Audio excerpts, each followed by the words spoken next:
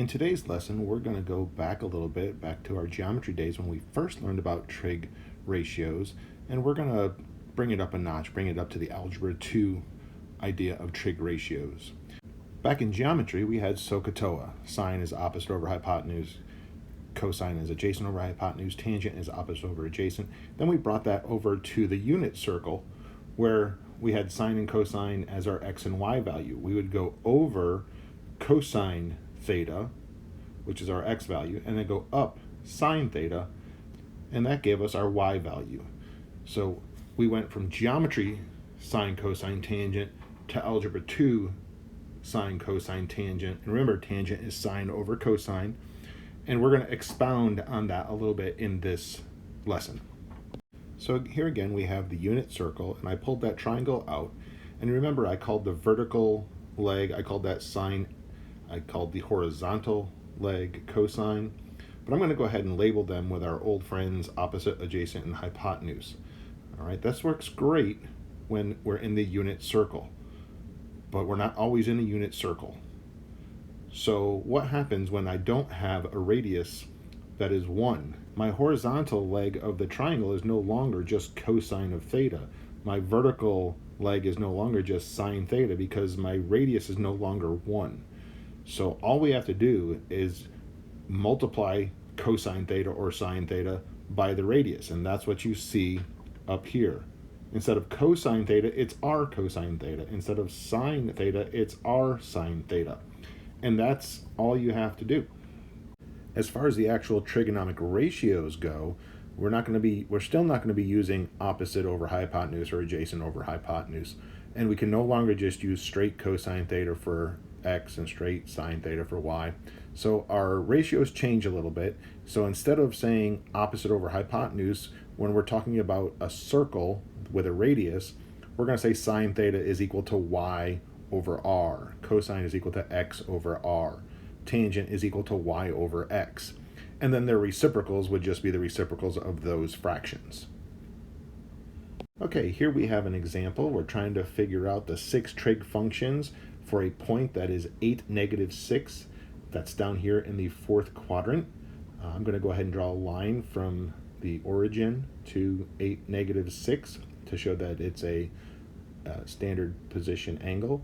And then I'm going to make it a right triangle because we're used to right triangles. And we have a horizontal length of 8 and a vertical length of 6.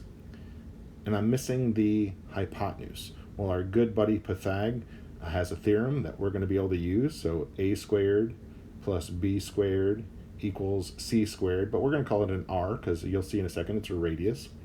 When I work this out, I'm going to get r equal to 10. Now you're going to notice I don't put plus or minus on this one, which I would normally do in solving, but this is an actual distance. Radius can never be a negative, so it's going to just be positive 10. And notice I'm saying radius, so really we're talking about a big circle here. All right, so once I have all 3 of these numbers, I can go back and do my x over r and y over r and the reciprocals to those. So as soon as I simplify the fractions, go ahead and flip them with their reciprocal functions. And it's pretty easy to get all 6. You're just using a little bit of Pythag and then being able to flip a fraction. So that's one of the type of questions that you'll be asked to do. So here is just a little side-by-side relationship between what we learned in geometry last year and how we've related it to the unit circle, and then we've actually expanded past the unit circle. Now the radius can be whatever it wants to be. These are good notes to have. If you're taking notes on this video, I would definitely write down those 6 things right there. Remember, when we first started talking about the unit circle, we said the opposite side is always the y value. That vertical side of your triangle in the unit circle is always the y. The x is always the adjacent.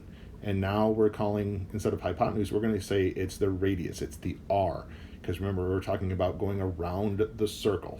So if this is a circle, then we have a radius.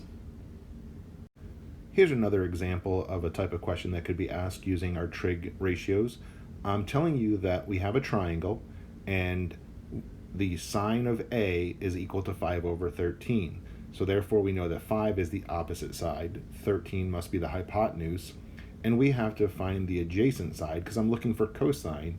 So our good buddy Pythag is going to help us out again. So this time we have 5 squared plus b squared equals 13 squared, which is 25 plus b squared equals 169. B squared equals 144. B must be 12. And again, I don't put plus or minus in front of it because this is a triangle. You can't have a side of negative 12. So I'm going to put the 12 over here. And now I can go through and do cosine of A because cosine is adjacent over hypotenuse. Cotangent would be the reciprocal of tangent. So I'm going to do tangent over here. Tangent of A would be opposite over adjacent, so that would be 5 over 12. So cotangent would be the reciprocal of that, so 12 over 5. And look at this last one. This last one says sine of B. Well, that changes everything. So what we really have to do is relabel our triangle in regards to B. So now instead of 12 being the adjacent side, now it's the opposite side. And instead of 5 being the opposite side, it is now the adjacent side. And we do sine of B, opposite over hypotenuse, and we get 12 over 13. This is a very popular type question on your SATs and ACTs type thing. So it's definitely good to know Pythagorean theorem and then also your sine, cosine, and tangent ratios. So here's another example. This one gives me a little bit of pause here because it doesn't tell me that we're talking about a triangle. So I can't assume that we're talking about a triangle. I do know that I could do everything in a coordinate plane. So if I had an x and y axis over here, I could actually put cosine of 7 over 25. I know 7 is the x value, so I would go right 7. 25 is the r, so positive 25. That might put me up here somewhere. But here's the problem with that. R is always positive. So why couldn't I have gone 25? I could have gone in this direction because isn't cosine positive here and in the fourth quadrant? So this one is a little bit trickier because we don't know what quadrant we're in. Usually it will tell you in the question, it will give you another part. It might say sine is positive, or it might give you a tangent is this, or something that would let you know what quadrant we're in. If it doesn't give you what quadrant, you have to give me both answers because you don't know if you went up to get to that point or if you went down to get to that point, because this 25 is going to be positive on both of these, right? And this 7 is going to be positive on both of these. So it's just this, it's the y value that we're not sure of. But we still can go to Pythag and do 7 squared plus y squared equals 25 squared. That's going to give us 49 plus y squared equals 625. That's going to give us y squared equals 576. So y equals 24 when I square root both sides. Now this is where it could be positive or negative. So what could the sign values be? Well, they might be 24 over 25. That would put me in the first quadrant. Or it could be negative 24 over 25. That would be the value in the fourth quadrant. All right, so like I said, if they didn't give you some more information to let you know what quadrant you're in, you'd actually have to give both answers. But usually they're going to have a little bit more there to say, hey, oh, we're only talking about the fourth quadrant, so we have to take the negative 24 over 25. Okay? So here we have an example where we're only going to end up with one answer. They're telling me that the sine is 7 over 10, but the tangent is negative. That kind of helps me narrow down to exactly what quadrant we're in. So what I do is I start out figuring that out. And I go to my quadrant and I go, okay, sine is positive here and here. and they're telling us tangent is negative, so tangent is negative here and here. So where do they overlap? I must be in the second quadrant. So when I'm looking for secant, which is the reciprocal of cosine, I know that my answer better come out negative because cosine is negative in the second quadrant.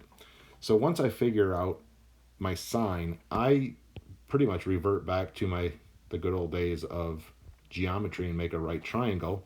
And I put theta in here, and I go, all right, sine is opposite, so 7 goes over there, over hypotenuse, the 10 goes here, and I'm looking for this little x value. So then I just do x squared plus 7 squared equals 10 squared.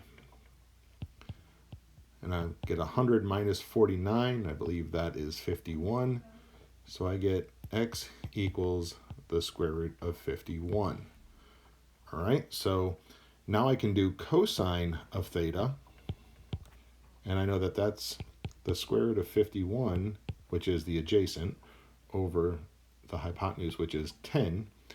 And then I need to take the secant, which is just, all I have to do is take my fraction and flip it upside down, take the reciprocal of it.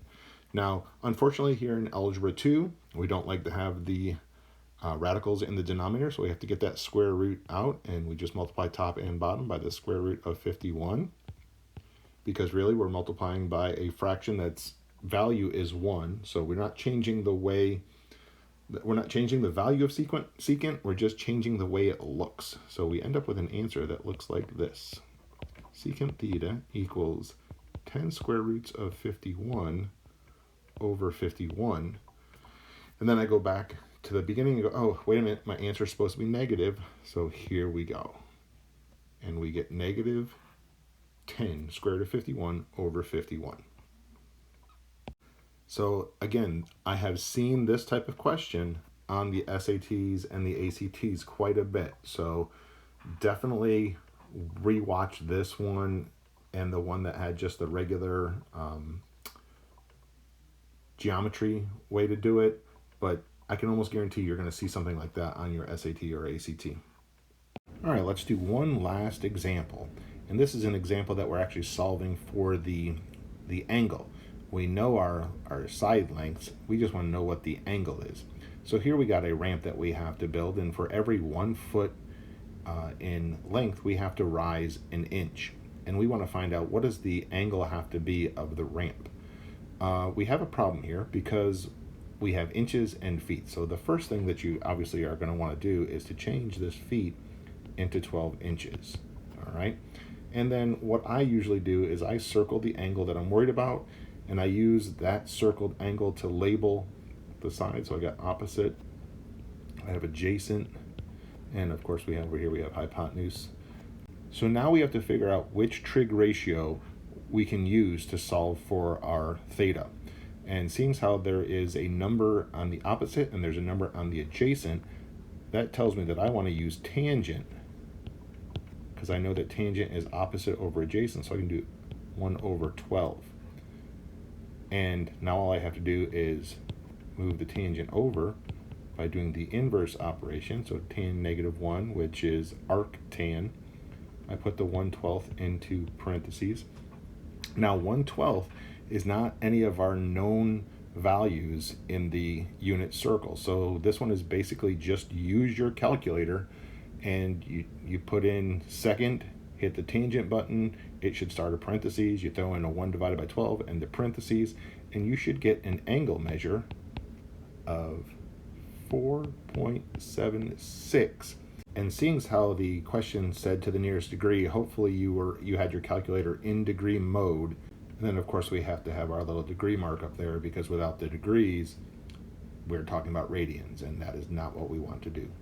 So there's your angle. Hopefully this video helps you a little bit.